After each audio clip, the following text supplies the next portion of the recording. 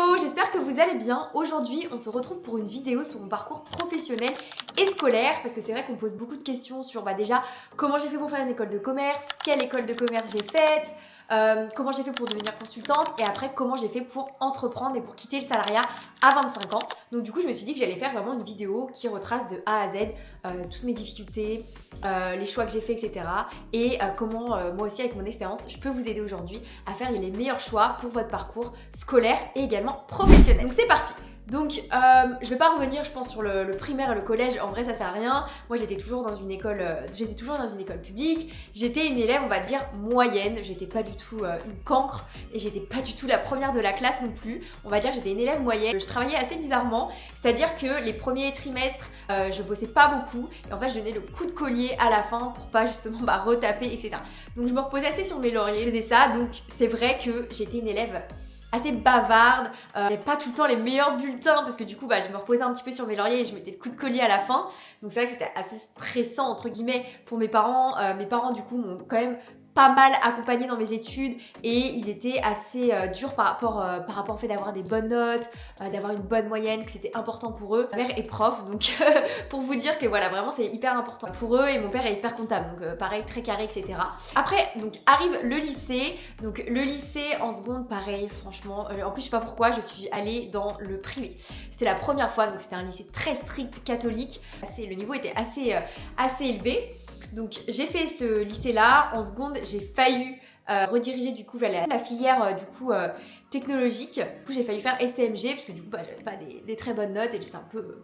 Voilà, je battais un petit peu de l'aile, mais du coup je me suis reprise en main, j'ai donné le coup de collier comme d'habitude au dernier trimestre et du coup je suis passée.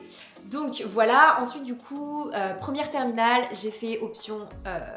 ES, enfin, du coup j'ai fait un bac ES avec option mathématiques. Faut savoir que moi j'ai jamais été hyper forte en maths, mais je pense que c'était peut-être un blocage finalement. J'ai fait un petit peu des cours particuliers en maths. Mes parents voilà, ils ont beaucoup de toute façon dépensé d'argent dans ma scolarité, donc j'ai fait des cours particuliers de mathématiques à partir de la seconde, je crois d'ailleurs, et ça m'a beaucoup aidée. Donc du coup j'ai pu faire un bac ES spécialité mathématiques et franchement j'ai eu 16 en maths au bac, donc pour vous dire que je pense que tout est aussi dans la tête. Si on vous dit que vous êtes nul en maths, après vous allez penser que vous êtes nul en maths. Donc faire assez court sur le lycée. En terminale, pour vous expliquer un petit peu plus, donc vient le moment où on te demande du coup quoi faire. Moi, j'avais pas vraiment de métier de rêve, de passion, on va dire, en particulier. Du coup, c'est pour ça que déjà j'ai fait ES parce que je m'intéressais un petit peu à toutes les matières, mais vraiment pas forcément en une en particulier. Et ça, c'est un petit peu la chose qui a dicté après tout mon parcours. C'est que j'aime bien plein de choses. J'aime pas juste me cantonner à quelque chose. Donc c'est pour ça que ES c'était vraiment le meilleur bac que je pouvais faire parce que c'était assez généraliste. Mon père ayant fait une école de commerce, du coup naturellement j'ai fait déjà pas mal de salons etc pour voir un petit peu, pour rencontrer les écoles de commerce, pour parler avec des personnes. Moi je crois qu'en terminale je voulais quand même m'orienter un petit peu vers la mode, le luxe, j'aimais bien, mais du coup voilà, mon père m'a dit non, il faut mieux que tu fasses une école de commerce, c'est plus généraliste et ensuite si t'as envie tu feras de la mode après. Donc voilà, c'était quelque chose déjà que j'avais en tête. J'ai toujours aimé la créative, j'ai toujours été très créative, je faisais déjà de la photo, j'avais un réflexe, je faisais beaucoup de photos, j'aimais beaucoup déjà à l'époque les réseaux sociaux, la mode, j'aimais beaucoup, j'avais fait aussi art plastique au lycée pour pouvoir faire justement de la photo. Donc voilà, j'ai toujours été très créative, j'adorais faire des shootings photos avec mes copines. Donc voilà, ça a toujours été en moi, j'ai toujours été très coquette. Donc voilà, naturellement je voulais m'orienter plus vers là. Au lycée honnêtement, moi je trouve pas que j'ai eu énormément de soutien. J'avais même un prof d'éco qui était horrible, hyper cassant, etc. Le mec il distribuait les copies de la plus forte à la plus nulle. Donc tu savais que si t'étais pas appelé, c'était vraiment la dernière de la classe. Bref, il était hyper cassant. Il avait même dit à un conseil de classe que j'étais superficielle. Donc bon, en plus ça était remonté à mes oreilles et franchement ça m'avait mis trop mal. J'étais en mode... Ok mec, donc voilà, j'étais pas non plus hyper à l'aise on va dire, mais c'est pas grave, de toute façon il faut avoir confiance en soi on va dire, mais c'est pas forcément évident surtout quand on est jeune et qu'on est en train de se construire. Donc du coup j'en étais où? C'était un petit peu fouillis. Donc du coup j'en étais on passe du coup le bac, donc je ne savais pas encore quoi faire exactement, donc j'ai fait pas mal de salons, etc. Et finalement donc je me suis dit ok, je vais faire une école de commerce. Donc pour l'école de commerce, du coup il y avait plusieurs choix à mon époque, soit on fait une prépa ou soit on fait du post-bac. Donc du coup on va directement en école de commerce, on fait 5 ans au total, et du coup pour ça il faut passer des concours. Donc du coup pour passer ces concours-là, il faut se déplacer un petit peu partout en France, il faut aller faire les écrits, ensuite il faut faire les oraux, etc. Donc j'ai fait ça du coup pendant mon année de terminale. Donc c'est vrai que c'était assez intense puisque du coup on a le bac à préparer. Moi je faisais aussi mon permis, j'ai fait aussi le projet Voltaire et j'ai fait aussi le TOEIC. Donc je sais pas comment j'ai fait honnêtement mon année de terminale, ça devait être assez chargé. Mais bon, faut croire que j'aime ça en vrai, de toute façon faire plein de trucs à la fois. Donc du coup j'ai fait ça. Donc j'ai fait les concours école de commerce. Donc moi à l'époque j'avais fait les concours Sésame. Je sais plus exactement aussi les autres concours que j'avais fait. Mais du coup il y a quand même pas mal de travail. Donc j'ai fait une prépa pendant du coup les vacances pour me préparer du coup à ces concours, puisqu'il y a beaucoup de logique, de maths, de culture générale. Donc du coup mes parents m'avaient offert cette prépa pour que je puisse du coup bien me préparer. Donc c'est vrai que du coup, voilà, il y avait pas mal de travail. Donc c'est vrai que le dernier trimestre de terminale, c'était catastrophique. J'avais genre 4 de moyenne en philo. Vraiment c'était catastrophique, mais en fait je m'en foutais parce que je savais que je voulais rentrer en école de commerce, ça c'était le plus important, et que de toute façon après il y avait le bac, et que moi dans mon lycée il saquait quand même pas mal, et que j'aurais forcément des meilleures notes après au bac. Donc voilà, quoi vous dire de plus? Donc voilà, j'ai fait mes concours écrits que j'ai eu du coup. Ensuite du coup j'ai fait mes oraux, donc je suis partie un petit peu partout en France avec des potes, donc c'était sympa, avec mes parents qui m'ont toujours accompagnée, donc ils ont toujours été très présents pour moi. Et aussi j'ai également fait APB, donc à l'époque ça s'appelait comme ça. Et j'avais mis aussi des écoles de commerce au cas où je n'ai pas du coup les concours des meilleures écoles de commerce post-bac françaises. Donc du coup vraiment voilà, c'était ma mère, ça, elle voulait vraiment que j'ai toutes les possibilités, etc. Donc c'est vrai que du coup ça a quand même bombardé niveau oraux, parce que j'en ai fait pas mal du coup à Paris, à Bordeaux, vraiment j'en ai fait pas mal. J'ai fait un petit peu le tour, on va dire le tour de la France pour faire ça. Donc voilà, donc vient le bac. Honnêtement, ma mère elle stressait tellement que j'ai pas mon bac, que du coup même moi je pensais que j'allais pas l'avoir, puisque du coup mon dernier trimestre c'était assez catastrophique et que j'étais pas non plus, j'ai jamais été la première de la classe. Mais figurez-vous que j'ai eu mon bac avec mention bien. Donc voilà, franchement trop stylé quoi. J'avais quand même pas mal révisé, hein. J'avais quand même beaucoup révisé, mais je l'ai eu alors que finalement personne croyait vraiment en moi. Donc j'ai eu mon bac avec mention bien, donc avec un peu plus de 14 de moyenne, donc c'était vraiment chouette. Donc voilà, ensuite de ça, quand j'ai eu mon bac, du coup j'ai su, du coup j'avais plusieurs choix, et du coup j'ai choisi d'aller à Kedge Business School à Bordeaux. Donc voilà, j'avais vraiment eu un coup de cœur pour cette école, pour la ville. Voilà, j'avais adoré même le fait que ça soit un parcours international, parce que moi j'ai fait le programme EBP, donc International Business Programme, voilà, ça s'appelait comme ça à l'époque. Je ne sais pas si ce programme existe toujours, parce que du coup donc moi j'ai eu mon bac en 2016. Donc je suis rentrée à Kedge après en 2016, un truc comme ça, 2016 je pense. Et du coup donc je suis partie à Bordeaux. Donc c'était un programme vraiment tourné l'international. Donc il y avait des échanges avec des universités, des écoles de commerce partenaires. Tous les stages devaient être faits à l'étranger. Et j'avais du coup j'avais un triple diplôme. Donc j'avais 2 écoles partenaires plus le diplôme de Kedge Bordeaux. Donc voilà, donc je suis partie faire ma petite vie, vivre toute seule à Bordeaux. Franchement, j'ai adoré. J'ai énormément travaillé honnêtement en école de commerce. D'ailleurs, je vous raconte, mais moi je ne voulais pas faire de prépa parce que pour moi, déjà pendant 2 ans, c'était trop théorique, c'était pas du tout pratique. Et voilà, moi je voulais pas, je sais pas non plus hyper scolaire, donc je voulais vraiment, voyager à l'étranger, avoir des cours vraiment plus pratiques, faire des travaux de groupe, etc. C'était ça qui me plaisait, et je voulais pas du tout faire de prépa. Et en plus de ça, je savais qu'avec mes bulletins, j'allais jamais avoir les meilleurs prépas. Donc du coup, je ne suis pas allée en prépa. Et je ne regrette pas du tout. Moi en tout cas, je ne recommande pas forcément de faire prépa. Si vous avez l'argent, vous-même vous pouvez faire un emprunt, ou vous pouvez également faire de l'alternance. Je vous recommande pas forcément de faire de prépa, parce qu'au final, j'ai réussi à finir, vous allez voir un petit peu après, mais à l'ESCP, qui est une des 3e meilleure école de commerce en France, et je n'ai pas fait de prépa. Donc voilà, et moi j'ai plein d'amis qui ont fait prépa et qui ont eu des écoles beaucoup moins que moi, donc beaucoup moins bien que moi.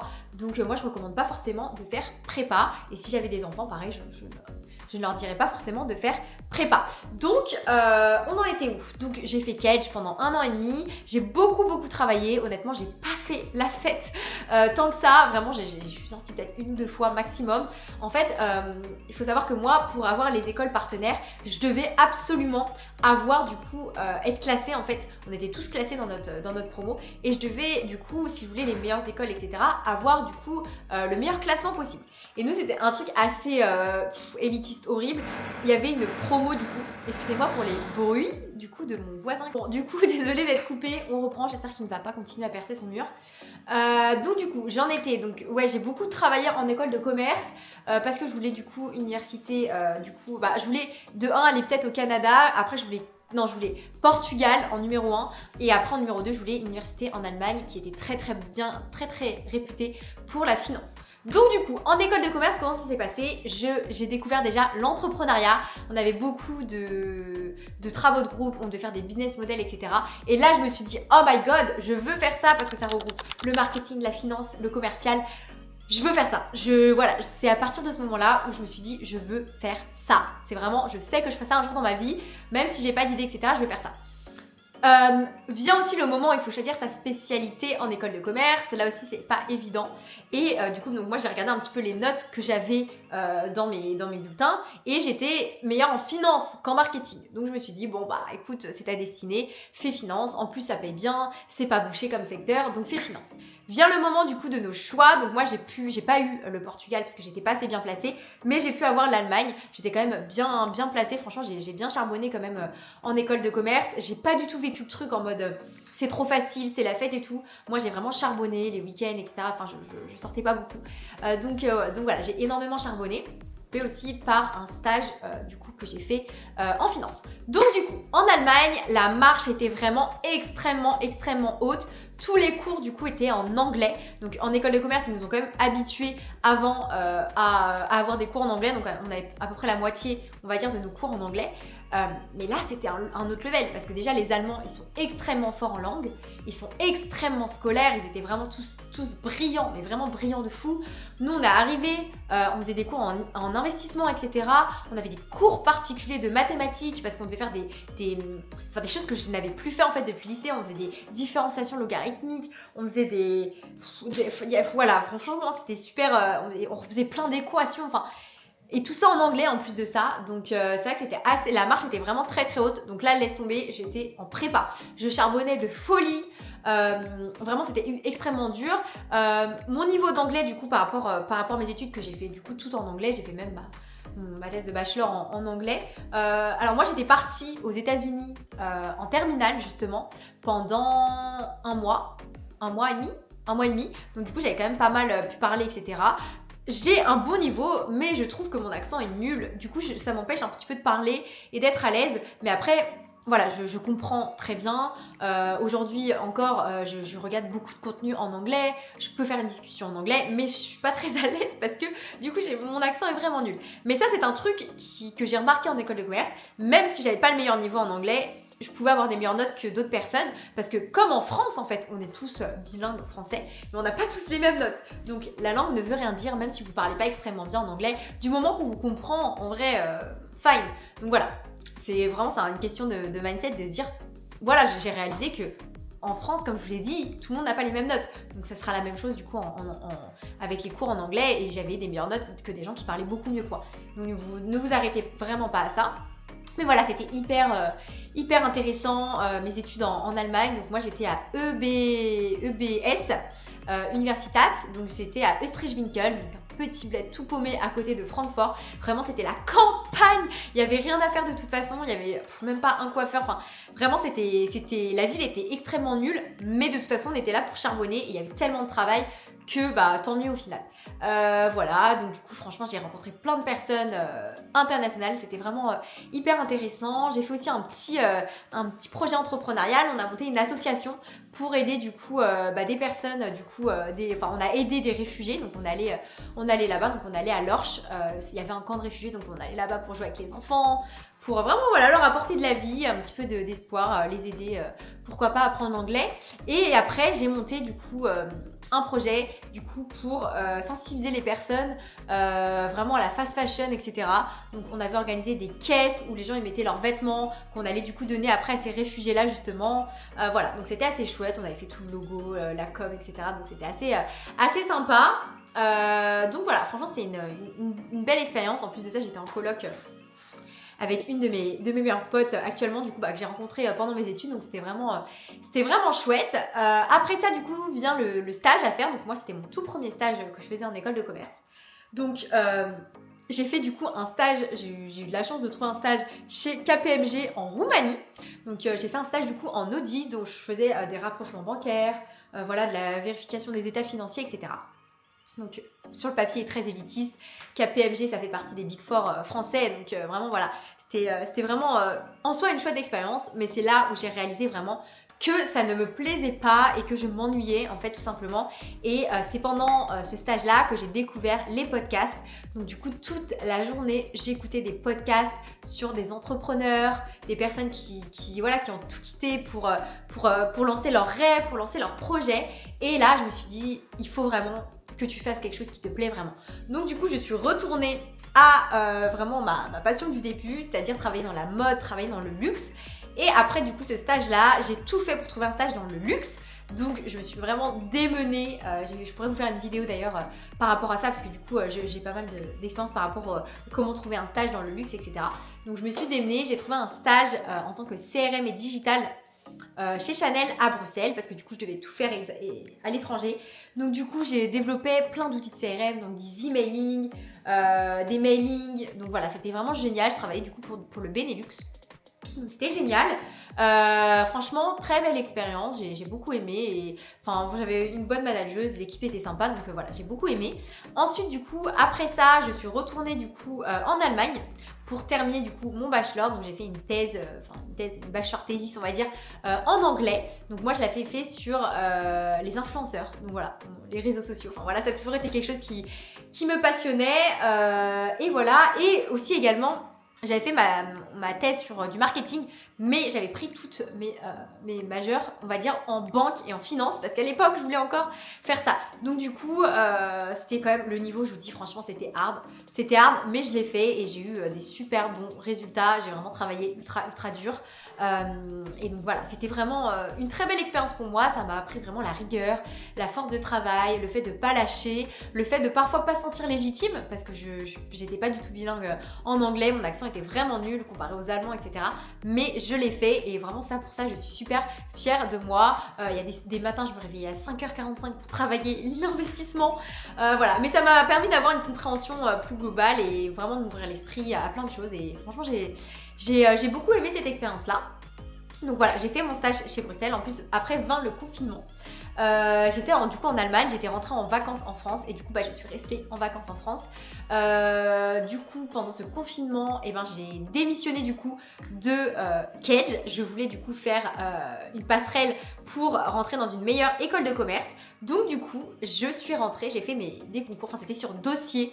J'ai été sélectionnée pour passer les oraux pour entrer à l'ESCP. Donc l'ESCP, le goal un petit peu pour beaucoup de personnes, c'est une très bonne école de commerce, et je ne voulais plus surtout être à l'étranger, parce que c'est vrai que déménager tous les 6 mois, c'est quand même fatigant. Je voyais pas du coup mes amis, même ma famille elle était loin, et j'avais vraiment envie d'être sur Paris en fait, tout simplement. Je voulais plus être à l'étranger, même j'avais pas forcément envie de travailler finalement à l'étranger. C'est vrai que quand on peut faire ce parcours là, on peut se dire qu'on a envie de travailler à l'étranger, mais c'est pas que ça m'a dégoûtée. Mais finalement voilà, la France c'est un super pays pour y vivre, donc je voulais vraiment rentrée en France.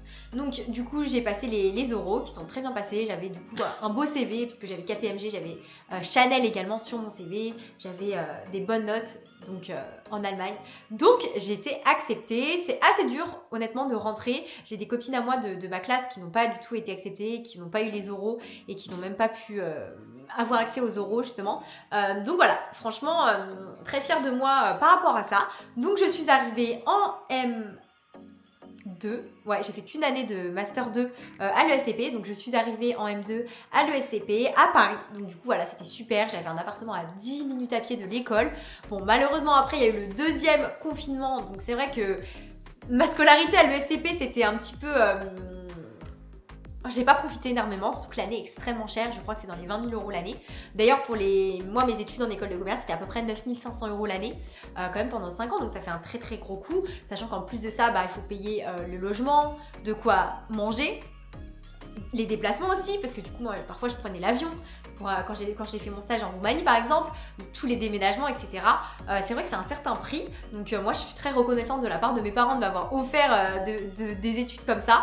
Voilà, donc moi je pense que oui c'est important de faire des études parce que ça vous construit, parce que ça vous ouvre une voie, parce que vous allez apprendre énormément de choses, vous allez avoir cette vue 360 en fait sur le monde du business qui est génial, et je pense qu'aujourd'hui c'est aussi pour ça que j'ai des bons résultats aussi dans l'entrepreneuriat. Après, bien évidemment, on n'est pas obligé de faire des études. Il y a des gens qui ne font pas d'études et qui y arrivent aussi très bien. Moi, c'est pas non plus à l'école que j'ai appris à être entrepreneuse, on va dire, mais ça m'a très très bien aidée. Ça, je ne vais pas mentir. Ensuite de ça, du coup, donc je suis arrivée à l'ESCP. Donc là, j'ai fait un master en marketing et communication. Honnêtement, ce master, je l'ai pas très bien vécu entre guillemets parce que du coup je ne voyais jamais les gens parce qu'on était confinés, j'avais tous mes cours à distance, je trouvais que c'était quand même vachement théorique, c'était pas très pratique, donc voilà, franchement j'étais contente parce que du coup sur le CV c'est super, j'ai trouvé un très bon stage aussi après ça parce que du coup j'ai fait mon stage de fin d'études chez Dior parce que du coup à l'époque j'étais toujours vraiment matrixée par le secteur du luxe, je voulais vraiment faire ça, donc voilà. Quoi vous dire de plus, on avait énormément de travaux de groupe. Ça c'était très intéressant par contre parce qu'aussi on venait énormément de beaucoup d'horizons différents. T'avais des gens qui avaient fait médecine, qui étaient en pharmacie, des ingénieurs, et en fait j'étais la plus jeune presque du programme, donc aussi une fierté pour moi de me dire que voilà j'étais l'une des plus jeunes. Beaucoup de personnes avaient des parcours de folie, ils avaient déjà bossé pendant plusieurs années etc. Ils étaient tous plus âgés et ils avaient tous un master en fait. Ils refaisaient un master pour se spécialiser vraiment en marketing et communication. Et les gens étaient tous très smart, franchement des beaux parcours, donc ça c'était vraiment chouette. Pareil, on a fait pas mal de projets aussi entrepreneuriales, moi j'ai vraiment toujours aimé ça, hein, franchement. Monter des projets, etc. c'est un truc que j'ai toujours kiffé. Donc voilà, j'ai bien aimé, mais un petit regret, on devait aussi faire un voyage scolaire, on va dire, en Inde, que du coup on n'a pas pu faire, parce que du coup il y avait le Covid, etc. Donc c'était trop dangereux. Après ça, donc du coup j'ai fait mon stage chez Dior, donc du coup pareil, j'étais en digital marketing, du coup produit. C'est une expérience qui était assez particulière, puisque du coup j'avais un management qui était vraiment hyper toxique, j'avais une N+2 qui m'avait pris en grippe, et vraiment donc le stage s'est très très très mal passé honnêtement. J'ai arrêté au bout de 3 mois de stage, et après du coup ils m'ont quand même continué à me payer tous les 6 mois parce qu'en vrai ils savaient que c'était leur faute et que je pouvais quand même aller loin dans tout ce qui m'avait fait, racisme etc. Bon bref, je pourrais vous faire une vidéo si ça vous intéresse aussi, mais du coup ce stage m'a complètement vaccinée honnêtement du milieu du luxe, donc après ça je ne voulais plus. Donc du coup pendant les 3 mois où du coup ils me payaient et que du coup j'avais pas de travail, donc déjà honnêtement le temps que je m'en remette, parce que c'était une expérience assez difficile pour moi, et ben du coup voilà, j'ai pris aussi le temps qu'il fallait pour me faire accompagner par une psy, et je faisais aussi beaucoup de boulot en parallèle étudiant, donc je faisais hôtesse, j'étais à Paris, donc du coup c'est vrai que quand on est à Paris on a de la chance, on peut faire beaucoup de métiers sympas, donc j'étais hôtesse. Voilà, j'ai fait plein de trucs hyper sympas à Paris, ça je vous recommande si vous voulez gagner de l'argent à Paris. Vous pouvez faire des events de folie, bosser avec des marques de folie, mettez-vous dans des agences d'hôtesse, c'est vraiment génial. Donc voilà, après ça, je crois que j'ai mis peut-être 3 mois encore à trouver mon premier CDI. Du coup, j'ai été acceptée dans une agence de com. Donc du coup, j'étais consultante en relations presse, en communication. Donc j'étais un petit peu attachée de presse. Donc je gérais plusieurs clients. À la fin, j'en gérais jusqu'à 5. Et je gérais leur stratégie de communication sur la relation presse. Donc ça, c'était top. Voilà, donc j'ai fait un an dans cette agence. Ça m'a énormément appris. C'était une agence à taille humaine. On était 30, un peu moins de 30. Ils m'ont donné beaucoup de responsabilités, franchement j'ai adoré mon métier, j'ai adoré mes clients, je pense que j'étais une bonne consultante, j'avais des beaux résultats, mais ce qui me gênait dans ce métier là c'était que c'était du micromanagement. J'étais cadre mais j'avais des horaires, si t'arrivais à 8h35 tu te faisais engueuler, voilà, c'était pas du tout, j'avais pas du tout de télétravail, donc j'avais vraiment cette routine métro boulot dodo, et vraiment, enfin je sais pas, ils nous faisaient pas confiance quoi, c'était un peu relou, sachant que je faisais bien mon travail travail, donc il n'y avait pas de raison en soi de stresser ou quoi. Donc du coup, je suis partie à la fin de cette agence et je voulais faire plus de la stratégie en général. Parce que du coup, bah voilà, je trouvais que ça allait plus avec aussi mes études. Je voulais voir un peu plus haut, voilà, plus être dans la stratégie que vraiment être dans l'opérationnel, à rédiger des communiqués de presse, à appeler des journalistes toute la journée, etc. Donc du coup, j'ai changé de métier. Je suis devenue du coup consultante en stratégie et transformation dans un cabinet du coup de finance, de consulting en finance, où du coup je devais être placée pour du coup chez un client, chez la BPCE du coup à Paris. Donc voilà, super opportunité pour moi. J'étais ultra contente de pouvoir voilà être plus dans la stratégie, dans la transformation, etc. Et surtout aussi pas forcément d'aller en fait finalement dans les secteurs de la mode, de la cosmétique, etc. Moi en fait au final, peu importe l'industrie, c'est ça que j'ai compris aussi avec mon expérience en agence de communication, que j'avais vraiment des clients qui étaient très variés, j'avais des clients qui étaient vraiment dans la mode, il y en avait d'autres dans la santé, etc. En fait, moi ce que j'aime, c'est vraiment... Finalement, c'était pas niché forcément dans un métier, et les clients finalement qui sont dans le luxe ou la mode, c'est souvent les clients les plus chiants, honnêtement. Donc du coup, je me suis dit c'est bien de changer aussi et de me rapprocher aussi de ce que j'avais fait avant dans la finance, du coup de devenir consultante plutôt dans le secteur financier. Donc voilà, moi je pense qu'ils ont beaucoup aimé mon parcours parce que bah du coup j'ai fait de la finance avant, j'avais fait des stages chez KPMG, j'avais fait un stage chez KPMG, j'avais fait de l'audit, j'avais ce parcours de consultante aussi, j'ai travaillé dans le secteur du luxe, donc du coup on sait que les gens qui travaillent dans le secteur du luxe ils sont très rigoureux, ils sont très carrés, c'est vraiment bah voilà il y a un level, donc du coup voilà mon parcours leur a beaucoup plu, ils m'ont laissé ma chance parce que c'est vrai que ça faisait longtemps que j'avais pas fait de finance, donc voilà j'ai fait du coup 2 mois chez eux et en fait quand j'ai démissionné du coup de mon travail en agence de com et le temps que j'allais dans mon nouveau CDI, il y a eu à peu près une latence de 2-3 mois je dirais. Et du coup pendant ces 2-3 mois là, et ben un beau jour sur TikTok, je scrollais et je suis tombée sur la création de contenu UGC. Donc je me suis dit waouh c'est fou, il y a des gens qui gagnent de l'argent tout simplement en créant des vidéos. Et moi je faisais déjà ça parce que comme je vous l'ai dit j'étais vraiment passionnée depuis toujours par la photo, la vidéo, je postais sur les réseaux etc. J'étais pas du tout influenceuse, hein. À l'époque j'avais genre peut-être 2000 abonnés, même pas. Et du coup je me suis dit mais moi aussi je vais me lancer. Donc du coup je me suis lancée, je me suis donné corps et âme pendant 2-3 mois, j'ai bossé énormément au début gratuitement pour des marques, enfin j'ai jamais pensé en fait en me lançant que j'allais pouvoir un jour démissionner. Donc du coup ça a cartonné, en septembre du coup j'ai atteint la barre des 10 000 € en freelance, donc en faisant du community management, de la création de contenu UGC, et du coup je devais aller en mission chez le client, parce que du coup j'étais un peu en intercontrat, en tant que consultante, j'avais pas encore démarré chez le client, et j'avais pas envie d'y aller. Honnêtement, j'avais pas envie d'y aller. Je me suis dit, non, mais attends, déjà, tu vas être enfermée dans une tour avec des gens qui sont en finance, etc. C'est pas du tout toi ce que tu kiffes. T'as envie d'être toi-même, de pouvoir t'habiller comme tu veux, de pouvoir être libre. Et là, tu viens de faire 10 000 €. Genre, c'est une opportunité de fou. Si tu prends ce CDI-là, tu vas devoir diviser ton temps. Enfin, voilà, tu vas être toute la journée à travailler pour le client. Tu vas beaucoup moins pouvoir développer ton activité. Donc, j'ai pris la décision de démissionner et de me lancer à 100% à mon compte. Donc là, j'ai bombardé, j'ai créé ma société. Donc j'ai quitté mon statut de micro-entrepreneuse, de micro-entreprise, et j'ai créé ma société. C'est vrai que mes parents ils étaient un petit peu en PLS au début, c'était là mais non, continue, ça se trouve tu vas kiffer chez le client. Franchement c'est dommage, c'est trop tôt, il faut encore que tu le fasses, etc. Tu vas aimer, etc. Je les ai pas écoutés honnêtement, j'ai fait vraiment ce que mon cœur me disait de faire. Je savais que c'était une opportunité de folie de faire du GC parce qu'en France ça venait d'arriver et que vraiment ça cartonnait, que vraiment je m'épanouissais de ouf, j'étais tellement contente de travailler pour moi, vraiment je revivais et je m'étais toujours dit que je voulais entreprendre, et là pour moi c'était le bon moment. Donc quand vous avez quelque chose en tête, franchement allez-y, lancez-vous, n'écoutez pas les autres, ça sert à rien.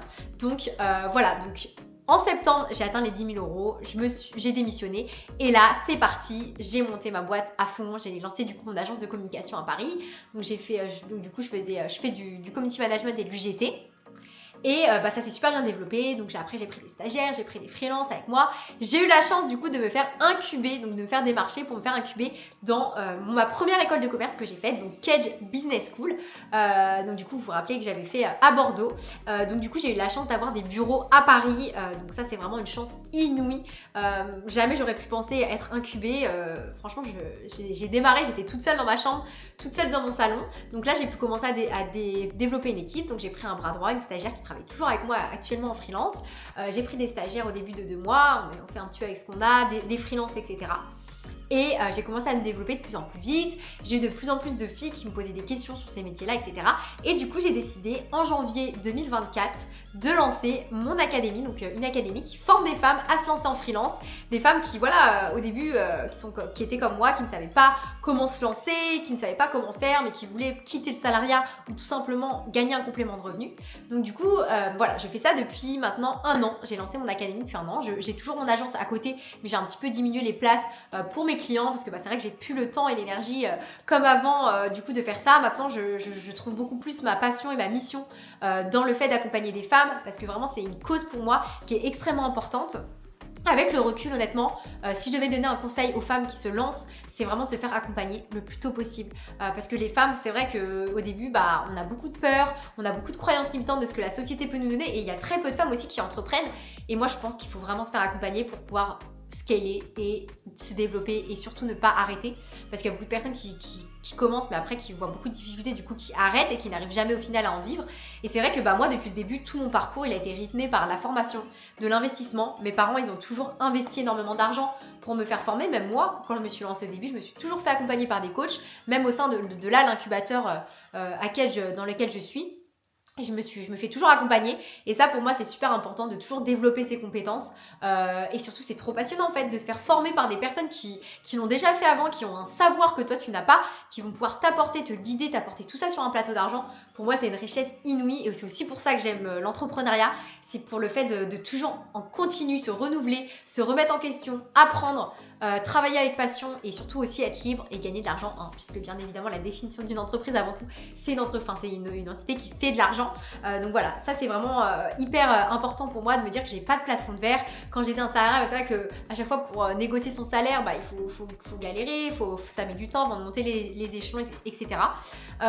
Donc voilà, je me suis vraiment prise de passion de toute façon par l'entrepreneuriat et ça depuis ma première année en école de commerce. Je savais qu'un jour c'était ça que j'allais faire et je suis super fière aujourd'hui de l'avoir fait. Voilà, quoi vous raconter de plus? C'est vrai que du coup le fait d'être incubée ça m'a vraiment aidé également à entreprendre. Donc j'ai pu faire également aussi des events à Paris, donc ça c'est vraiment quelque chose aussi qui a pu propulser mon business. Donc voilà, c'est un petit peu tout ce que j'ai à vous dire sur mon parcours. Si je devais faire un petit peu une conclusion on va dire sur mon parcours, etc.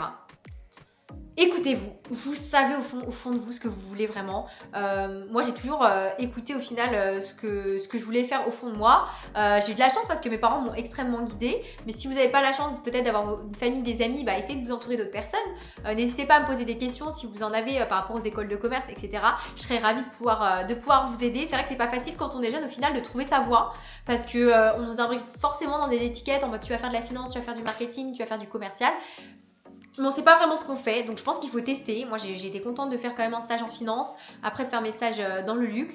Et en fait vos envies aussi changent tout le temps. Donc écoutez-vous et surtout si vous avez envie de faire un projet, de vous lancer dans un truc, faites-le. N'attendez pas après les autres. Personne va venir vous chercher par la main. On est notre propre héros en fait.